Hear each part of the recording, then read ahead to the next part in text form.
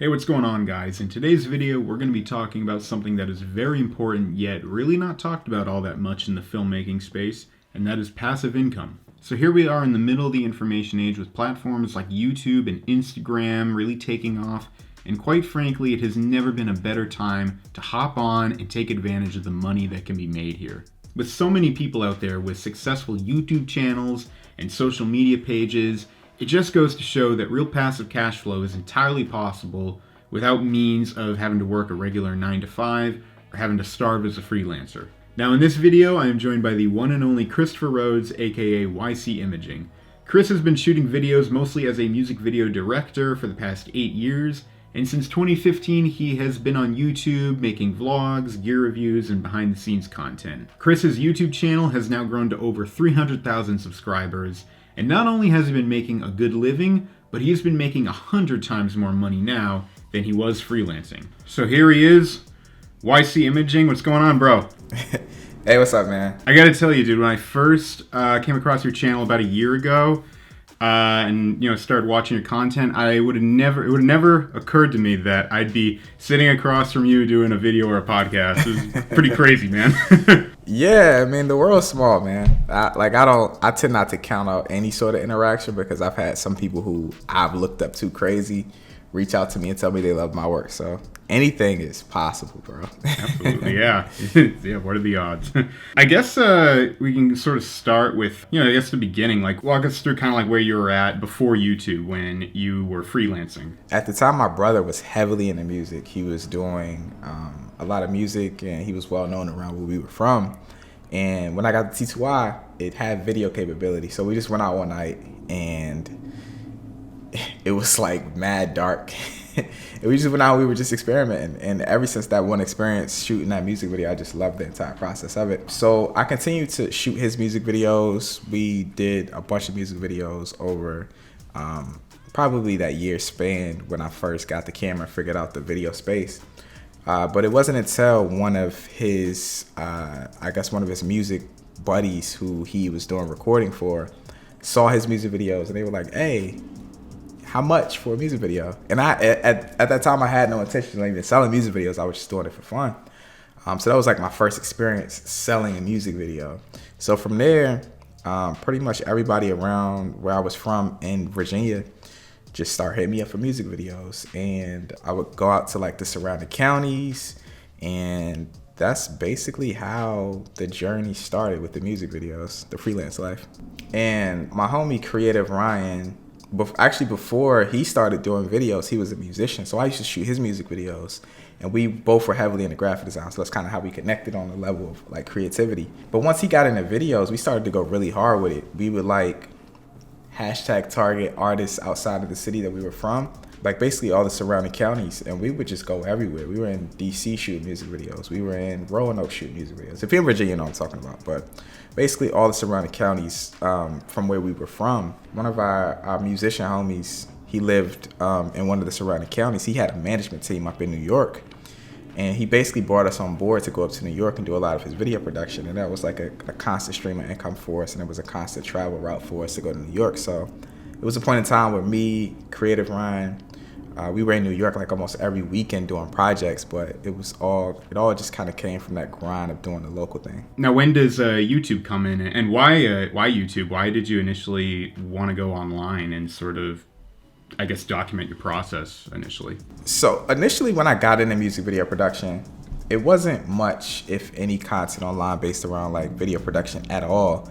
It was people like the OGs like Film Riot, you had Freddie Wong, Video Copilot was on YouTube. But a lot of their content was very complex in the sense of visual effects, After Effects, things like that, which I wasn't much into at the time. It wasn't until like Jacob Owens got on YouTube and he started to show us behind the scenes of what he was doing that I really got inspired to kind of document my process. But YouTube was on the verge of exploding, and you could see it. You had people like Casey Neistat who got me into his vlog, and I wasn't really into YouTube at all. I honestly have no clue how I even found out about Casey.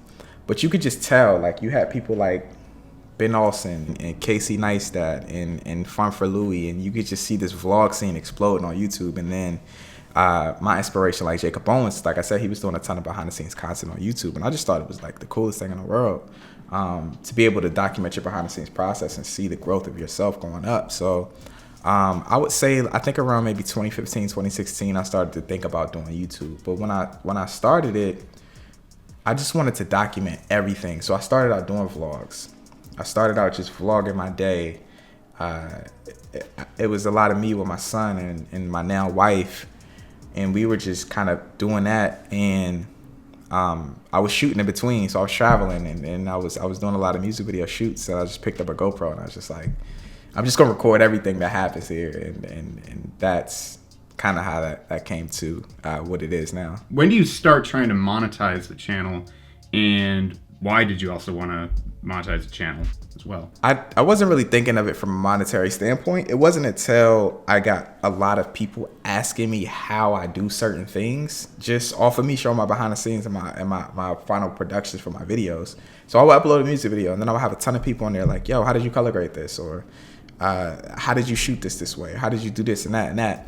And the idea from the monetization standpoint and the things that I put out for monetizing came from Jacob Owens. Like, he was doing all of this stuff before me. Like, he had already had LUT packs out. He had already had guides out. He had already had, contract templates and all of this stuff out on the internet for people to purchase.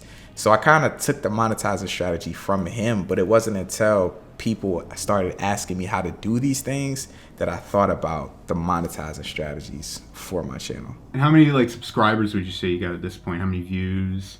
Like, how big is your channel at this point? It's hard to say. I want to say maybe around 5,000-6,000 subscribers, maybe. But again, it's hard to say. I might be all the way off. I totally don't even remember what the subscriber count was at that time. So you probably got, at that point, you probably got a good amount of customers trying to buy your guides, trying to buy your LUT packs, I imagine, right? Yeah, when I put my first LUT pack out, it wasn't a huge success. I didn't hit gold when I dropped my first transitions pack. I mean, my first LUT pack.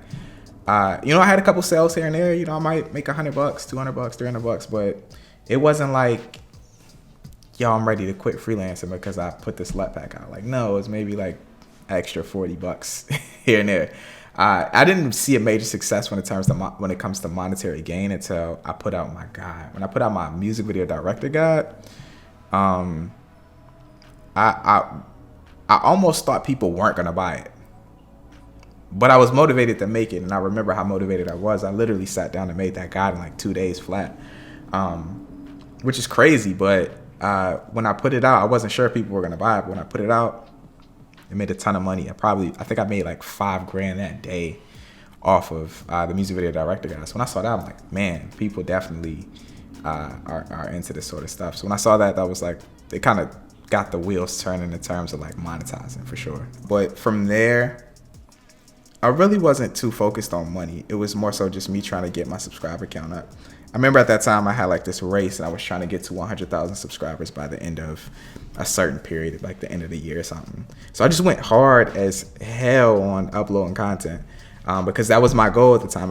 My goal wasn't money. My goal wasn't making new packs or anything. It was me just trying to get to this 100,000 subscriber mark. So I started to kind of read through the content I was dropping and see what was getting more engagement and what wasn't getting more engagement. And I just doubled down on the content that was getting engagement just because I was solely focused on getting those subscribers.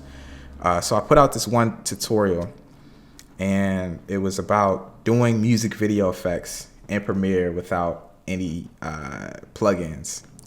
And I remember when I put that video out, it went so crazy. I got 1,500 subscribers in a day, 5 days straight. Once I got a hit of that, I'm like, okay, cool. I see what people want. So I just kind of doubled down on that content, and I was just dropping tutorial after tutorial after tutorial about effects for music videos. And around that time, that's when I saw okay, my channel's taking off. It's time to go. It's time to double down on this content. I guess let's talk how other creators out there, maybe they're listening and they want to start thinking about whether it's YouTube or maybe other forms of social media TikTok or Instagram now blowing up. How can they go about starting a YouTube channel and start really thinking it as not just something to do for fun, but as something they could really invest in as a nice source of passive cash flow.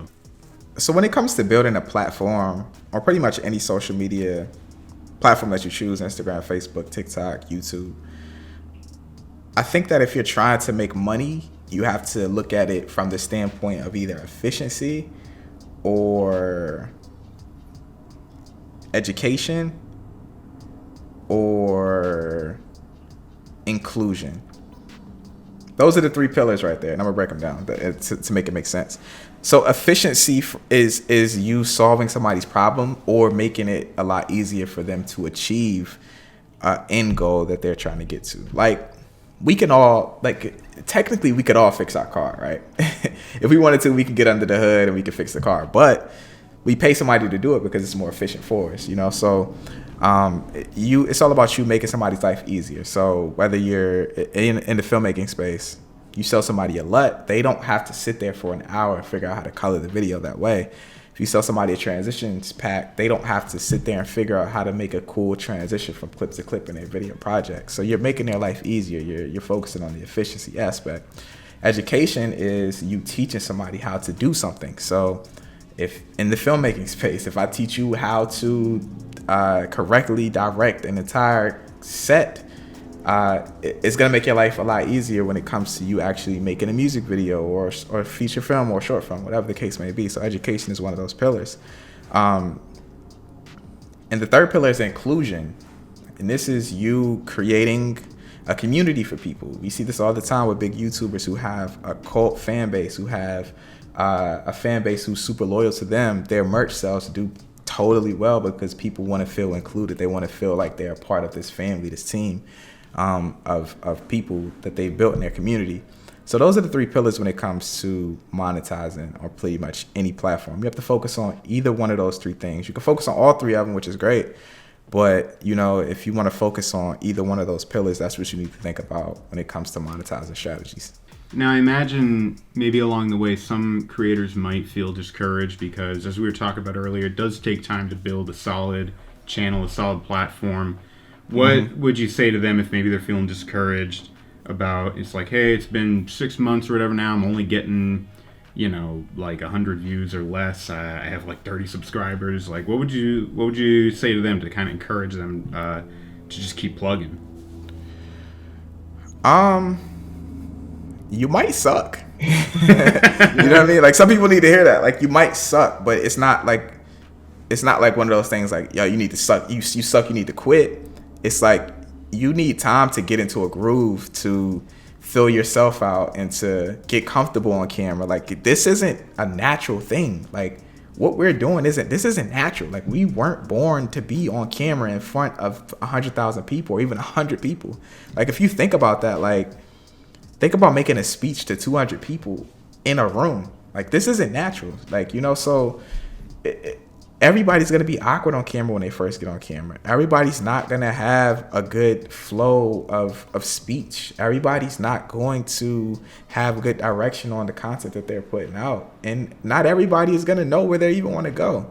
So it's just like, sometimes you suck and you just need that time to kind of develop into yourself and figure out your niche and figure out your personality on camera and figure out what exactly you're trying to bring to the world.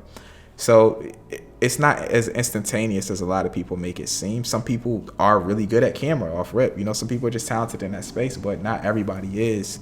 And if you need some encouragement, go back to your favorite creator's first video. I'm telling you, it will encourage the hell out of you because everybody sucks at first. So it's not really a time-based thing. Sometimes you need a little bit of time to kind of get into the groove of yourself and figure yourself out and figure out where you're even going. And another thing is, it's hard for people to want to invest in somebody who doesn't know where they're going. You might drop one amazing video that I like, and then you drop 6 ones that are just totally left field. It takes time for you to figure out where exactly you're going and for you to continuously drop videos that relate on that sense for people to want to get on board. So you need that time. You know, it's not instantaneous. That's my words of encouragement for those people. Well, now let's talk, I guess, about sort of like where you're at now, both with the channel and in your freelancing. How much, if you were to give like a ratio, how much income are you doing freelancing and how much income are you doing on YouTube? as of like 2020 with COVID, I'm like 100% monetizing off of social media and 0% monetizing off of freelance work. I took a huge step back when it came to COVID, and I think everybody had to. And I'm more so just prioritizing my time to really work on things that I'm passionate about. So a lot of the things that I'm doing right now are personal projects that I'm personally invested in. And it's not to say that I won't get back into freelancing. I will eventually. Just right now, I'm more so just focusing on things that I'm passionate about. So I've figured out ways to monetize my channel so I don't have to worry about that income on the freelance side of things. And I'm fortunate enough to do that, man. Well, that's some encouragement right there for anybody listening, myself included, that maybe want to start a YouTube channel, and if they want to monetize it, hopefully they can get to a point like you're at. Yeah, 100%. Well, Chrys, thank you so much for your time. This is very important for people to hear about, passive income for creatives. It is possible, and I just wanted to thank you again so much for your time today. Merry Christmas, Happy New Year. Yeah, y'all too, man. I'm glad to be here, man. I appreciate the opportunity to, chat it up and hopefully give some encouraging words to some upcoming creators, man. keep grinding. It's out there for you. So that's going to do it for today's video, guys. Thank you all for watching. I hope you found this information helpful. I sure know I did. Please subscribe to the channel if you're new here. Please hit that like button. I will see you all in the next year. So happy holidays. Be safe. God bless. Take it easy. Thank you.